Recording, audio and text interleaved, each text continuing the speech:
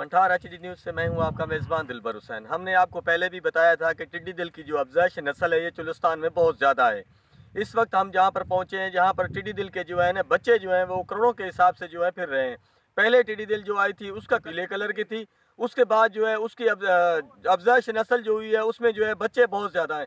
ये इस वक्त मेरे पीछे एक दरख्त है जो मुकम्मल तौर पर टिड्डी दिल से जो है ये भरा हुआ है। हम आपको दिखाएंगे, इसकी सिर्फ और सिर्फ टहनियाँ रह गई हैं, पत्ते जो है टिड्डी दिल ने खा दिए हैं। हम आपको दिखाएंगे, ये देखें, ये लाइव मनाजर हम आपको दिखा रहे हैं मंठार एचडी न्यूज़ की स्क्रीन पर। ये टिड्डी दिल के बच्चे हैं जो करोड़ों के हिसाब से जो हैं वो फिर रहे हैं चुलिस्तान में। ये देखें जी, करोड़ों के हिसाब से टिड्डी दिल जो है उड़ रही है। ये हम आपको लाइव दिखा रहे हैं। ये देखें जी, ये देखें।